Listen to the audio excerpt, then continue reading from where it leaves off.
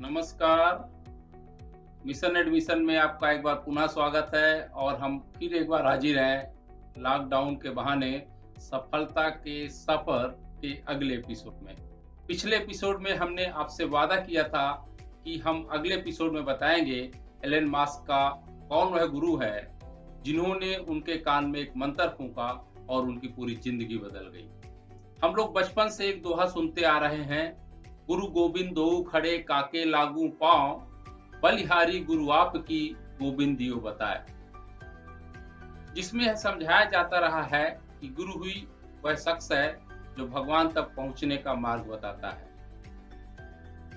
लेकिन पिछले एपिसोड में जब हम एलोन मस्क के how to use first principle thinking method के बारे में जान समझ रहे थे, तब मैंने आपसे वादा किया था कि एक गुरु ऐसा भी है जिन्होंने उनकी पूरी जिंदगी बदल दी और वह आज दुनिया के सबसे बड़े इनोवेटर बन गए। इतने बड़े कि आज अमेरिका की नासा जैसी बड़ी एजेंसी भी उनके साथ काम करने के लिए लालायित रहती है। लेकिन इसके पहले आपको हम आगे की स्टोरी बताएं, आप सबसे पुनः मेरा एक निवेदन है कि आप हमारे चैनल को लाइक करें, सब्सक्राइब करें और साथ ही साथ अपने बहुमूल्य फीडबैक भी दें, जिससे मैं आपके सामने लाता रहूं एक से बढ़कर एक नायाब कहानियां, शायद जो आपकी जिंदगी बदल दे। एलन मस्क बचपन से ही आइजैक एसिमोव की खूब किताबें पढ़ा करते थे। आइजैक एसिमोव जो एक अमेरिकी लेखक और बायोकेमिस्ट्री के प्रोफेसर थे, उन्होंने लोकप्रिय विज्ञान की कथाएं खूब लिखी। इन्हीं की किताबों को पढ़ करके एलन मस्क के भीतर विज्ञान के प्रति रुचि पैदा हुई। फिर उन्होंने J.R.R. टॉल्किन की the Lord of Rings, Benjamin Franklin की an American life by Walter Isaacson की ही Einstein his life and universe and J Gordon की द स्ट्रक्चर और why things don't fall down जैसी किताबें पढ़ी, जिसके माध्यम से उन्होंने जाना कि जीवन में यदि आगे बढ़ना है तो हमें खुद को एक्सपेरिमेंट करना ही होगा और स्वयं की प्रतिभा को हमें खुद पहचानना होगा। एक तरह से ये किताबें ही उनकी गुरु थी, कोई दूसरा नहीं। एलन मस्क ने अपने एक इंटरव्यू में कहा कि दुनिया का कोई भी गुरु आपको कुछ नहीं सिखा सकता जब तक कि आप स्वयं खुद ना कुछ सीखना चाहे, और सिखाएगा भी तो वह अपने अनुभव और ज्ञान के साथ। अतः जीवन में आप कुछ करना चाहते हैं तो यह अनुभव आप स्वयं प्राप्त करें। उन्होंने अपने इंटरव्यू में आगे कहा कि यदि हम जीवन में कुछ करना चाहते हैं तो मुझे स्वयं का आत्मावलोकन करना ही होगा, क्योंकि जब तक आप अपने जीवन की एनोलॉजी या अनुरूपता को स्वयं नहीं पहचानते, तब तक आप कुछ कर ही नहीं पाएंगे। और जिस दिन यह एनोलॉजी आपको समझ में आ गई, तो उस दिन आप सामान्य आदमी से अलग और बेहतर इंसान हो जाएंगे। वे मानते हैं कि एक सामान्य आदमी की सफलता का पूरा सिद्धांत ही ऐसी सोच पर निर्भर करता है कि आप सक्सेस के पीछे भागेंगे या सक्सेस आपके पीछे भागेगी। सवाल उठता है कि खुद का आत्मावलोकन कैसे करें, स्वयं एलन मस्क जैसा कैसे सोचें। इसके लिए मैं आपको एक कहानी सुनाता हूं, शायद इसके माध्यम से आपको कुछ समझ में आ जाए। हुआ यूं कि एक बार एक फकीर के पास सत्य को जानने के लिए और अपनी प्रतिभा को पहचानने के लिए 3 युवक आए। उस फकीर ने कहा, इसके पहले तुम अपने आप को जानने की यात्रा पर निकलो, एक छोटा सा काम कर लाओ। उसने एक कबूतर इन तीनों को दे दिया और कहा कि ऐसी जगह जाकर कबूतर की गर्दन मरोड़ डालना जहां कोई भी देखने वाला ना हो। पहला युवक रास्ते पर गया। दोपहर थी, रास्ता सुनसान था, लोग अपने अपने घरों में सोए हुए थे। देखा कोई नहीं देख रहा है, गर्दन मरोड़कर भीतर आकर फकीर के सामने रख दिया। दूसरे युवक ने सोचा कि अगर रास्ते पर गर्दन मरोड़ूंगा तो पता नहीं कोई बीच से निकल आए, कोई खिड़की से झांक ना ले। वह एक गली में गया, लेकिन अभी दिन था। उसने सोचा रात तक रुक जाऊं, पता नहीं कोई एकदम से गली में ना आ जाए। जहां मैं आ सकता हूं वहां कोई दूसरा भी तो आ सकता है। उसने रात तक प्रतीक्षा की। जब अंधेरा हो गया उसने गर्दन मरोड़ी और फकीर के सामने जाकर रख दिया।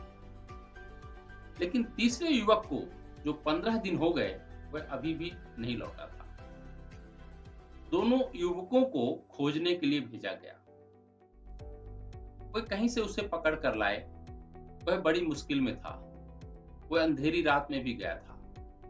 गहरी से गहरी अंधेरी रात में भी बहुत कुछ ऐसा था जो उसे देख रहे थे। चांद तारे देख रहे थे। उसने सोचा एक तलघर में जाऊं।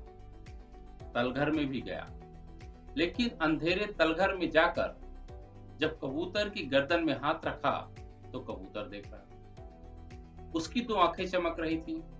फिर उसने कबूतर की आंख बांध दी ताकि कबूतर ना देख सके। जब वह कबूतर की गर्दन मरोड़ने वाला था, तभी ख्याल आया गुरु ने कहा था जहां कोई ना देख रहा हो, लेकिन यहाँ मैं स्वयं भी देख रहा हूं। तब वह मुश्किल में पड़ गया। जब उसके साथी उसे वापस पकड़कर फकीर के पास लाए तो वह बड़ी विनम्रता से कबूतर लौटा दिया और कहा मेरे से ना हो सकेगा, क्योंकि गुरुजी मैं कितने ही अंधकार में चला जाऊं, कोई ना कोई कम से कम मैं तो देख ही रहा हूंगा। और आपने कहा था जहां कोई ना देखे। उस फकीर ने उन दोनों युवकों को वहां से विदा कर दिया और बोला तुम दोनों कोई बहुत गहरी खोज नहीं कर सकोगे, अपने आप को नहीं पहचान सकोगे। तीसरे युवक को रोक लिया क्योंकि वह एक बहुत गहरे अनुभव पर पहुंचकर अपने आप को पहचाना था। तब गुरु ने कहा गहनतम अंधकार में भी मैं तो शेष रह ही जाता हूं अपने आप को पहचानने के लिए। इस फकीर ने उस तीसरे व्यक्ति को एक बात कही, मेरी बात को ध्यान से समझना। गुरु शब्द का अर्थ है अंधकार को मिटाने वाला, अज्ञानता को समाप्त करने वाला। और जिस दिन तुम्हारे स्वयं के मन से अपने आप वो अज्ञानता समाप्त हो जाएगी, तब तुम सफलतम लोगों की श्रेणी में खुद ब खुद पहुंच जाओगे। मुझे लगता है तुम अपने आप को समझ चुके हो और अब तुम अपना मार्ग स्वयं ढूंढ लो। जब हम एलन मस्क की कहानी पढ़ रहे थे तो मुझे लगता है उन किताबों को पढ़ने के बाद एलन मस्क ने जो अपना एक रास्ता तय किया, वह किसी गुरु के बताए रास्ते के अनुसार नहीं था। उन्होंने अपना रास्ता स्वयं तय किया और स्वयं समझा, खुद के साथ एक्सपेरिमेंट किया। तब उनको एक बात समझ में आई कि जीवन की संपूर्ण सफलता की पहचान भी इसी अंतर्ज्ञान में ही नहीं है। जो व्यक्ति जितना जल्दी इस अंतर्ज्ञान को प्राप्त कर लेता है, वह उतना ही सफल हो जाता है। सवाल उठता है, स्वयं के भीतर छिपे इस अंतर्ज्ञान को कैसे पहचानें, जिससे आप भी अपनी जिंदगी का स्वयं का निर्णय ले सकें और सफलता के झंडे गाड़ सकें। यह सब मैं बताऊंगा अगले एपिसोड में। तब तक आप हमारे चैनल को सब्सक्राइब कीजिए, लाइक कीजिए और यदि हो सके तो आप अपने मित्रों को भी बताइए। और यदि हमारा चैनल अच्छा लगता है तो रेड बटन दबाना मत भूलिएगा प्लीज। इससे हम आपको एक से बढ़कर एक नायाब कहानियां सुनाते रहें। शायद इन्हीं कहानियों से आपकी जिंदगी बदल जाए। तो जल्द मिलते हैं अगले एपिसोड में और जानेंगे स्वयं के भीतर छिपी शक्ति को कैसे पहचाने और स्वयं के द्वारा अपने करियर का चुनाव कैसे। तो बस आज इतना ही। नमस्कार, धन्यवाद। प्लीज हमारे चैनल को सब्सक्राइब करना मत भूलिए।